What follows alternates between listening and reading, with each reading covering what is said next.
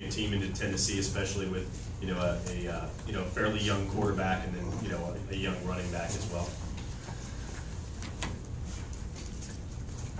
I don't know what the noise will be. It doesn't. Like I said, it really doesn't matter that much when you pick your foot up and you're signaling the plays, so the guys they get position and take off. So there's not a lot of verbal language to be used, except occasionally. Occasionally we do. But we've been able to audible actually at Georgia, at Mississippi State. You can still audible. Everybody does it, even when they come here, and it's very loud here also. So, you really just don't even talk about it. You try to control the things that you can control, like playing your assignment each play, playing with tremendous effort. Those kind of things is what we'll be concerned about. Coach, do you think Neyland Stadium is one of the tougher places you've had to go into as an opposing coach? It's one of them. It's one of them. They're all tough. I hate to rank them. They're all up there. Almost everybody's got a stadium over 80,000. Only a few in our conference, I guess, under that. So we try not to make a big deal out of it. Here, Rick. Steve, you've had a couple of weeks with Connor as the number one guy, a couple of games, a couple of weeks of practice. Where has he made the most improvement? Hopefully just selection, choice, where to throw the ball, when to throw it, all those kind of things. And he's still learning. But he actually threw one last night to the opposite side of sort of where the play was called in case he got a certain defense. And I said, now that's how you play the game. You play the game according to how they play defense. And getting the ball out of your hand quickly. And that's where a quarterback's he's got to think quickly, and he's got to know where all his receivers are. And he's getting better at that. I think he's got a chance to be pretty good at it as he continues playing. Steve, do you talk at all to the guys about where they are in the race and what's ahead of them? And do you think maybe that with Alabama and LSU being off this week, maybe there'll be more attention? Do you think there'll be any more attention on your side of the bracket in the SEC just because those teams are off? Oh, there's attention on our side. Ask those Georgia Bulldogs what kind of attention they're giving us every week. And we're giving them a little bit of attention. But no, we don't want to be uptight about it. We talked briefly about where we are, what our goals are. And obviously the first goal is win the Eastern Division. And but again, you want to just concentrate on the game that week. So that's mainly all we talk about after, hey, we know where we are. We can't afford to lose this one if we want to win the East, which we do. And we better bring our best game to beat Tennessee. John. Steve, given the personnel losses on offense and how well you're playing on defense, it feels like this is a team that's going to need to win, be carried by its defense a little bit. Does that take some adjustment from you as a head coach? Is that okay with you to kind of let the defense? Well, it depends on how the game goes, and you call plays according to the score and how the game's going, and that's what I've been doing. If the game's pretty tight, we've been trying to run Marcus, make something happen.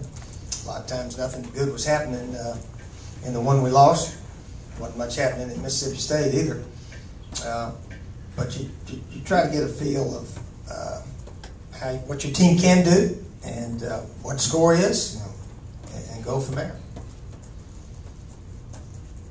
I tell you, Brandon Wiles is a good running back now. I think if he gets the ball enough and we block a little bit, he certainly can make some yards. But we still got to block, which we haven't blocked quite as well, I think, this year as we did last year. But we'll see how it goes Saturday night.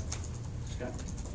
USC is getting up the first points in 7 straight games. Is that a concern for you as a coach? It is interesting, isn't it? Yeah, we can't score first. Even against Kentucky and Vandy, we had a turnover, fumbled the opening kickoff, and I think against Vandy we had a fumble or intercept. What did we have there? I know they got it on about our 25-30. Kickoff return. I think it's interception. Interception. Yeah. for some reason. But I know they started on about the 30 or so. But yeah, you know, it might be. I don't know what to think if we score first. That is our year. Yeah. But it does mean that we're not going to panic. Gosh, I remember they used to say team scores first wins, what, 60%, something like that? Over 50%. I think they used to say that, but those statistics may not be true anymore. I'm not sure. You mentioned Brandon Wilds. He seems like a very serious kid, has a little fire. Is that accurate, and is that what you want in a freshman who's got kind of thrown into this spot? Yeah, Brandon, again, young man that really didn't have a tremendous senior year in high school. Had a pretty good year, but I think probably his junior year might have been statistically better. But he's a local kid, so he's always around every opportunity. I'd seen him in the weight room.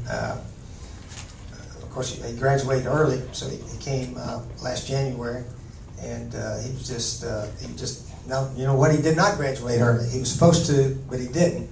But he was always around, and then the summer he was always around. Obviously, also, he missed one class or something happened, but he's always in that weight room.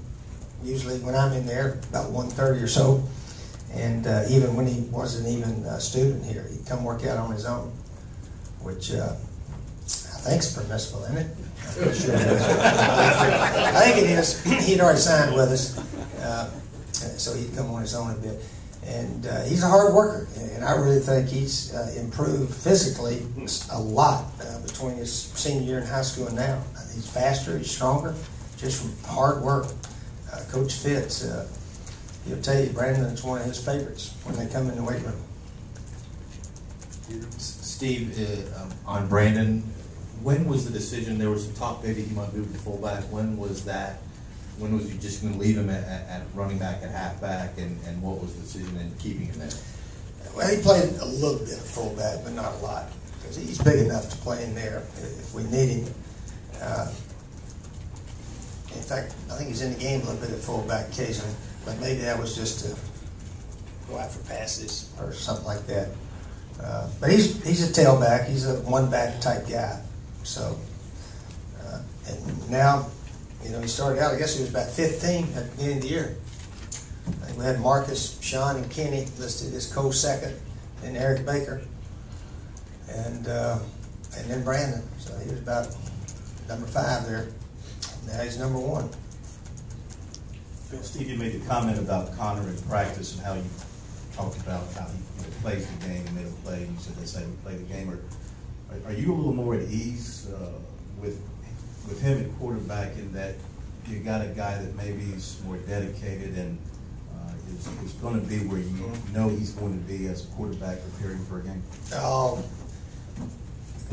I'm more about pass protection all the time.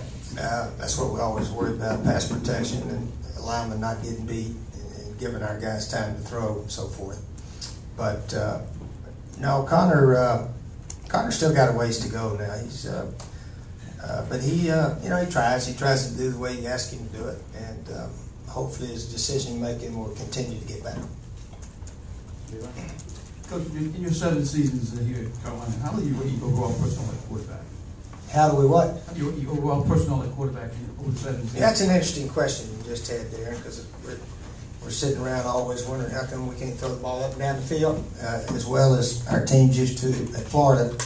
And then I started thinking back how many of those guys that I was fortunate enough to coach, Duke and Florida, actually played in the NFL. Now none of them have been All-Pro or Super Bowls. But the other day we were writing them down. Dave Brown, the kid at Duke, played 10, 11 years, something like that. Dave Brown. The guys at Florida, Shane Matthews actually got 16 years in. 16 years he got as a backup mostly, but I mean still. Obviously, they thought the kid could play. And then after him, Danny Warfel got about 5 or 6 years in. Doug Johnson, 6 or 7. Jesse Palmer, Rex Grossman. Rex up there still playing, starting this year.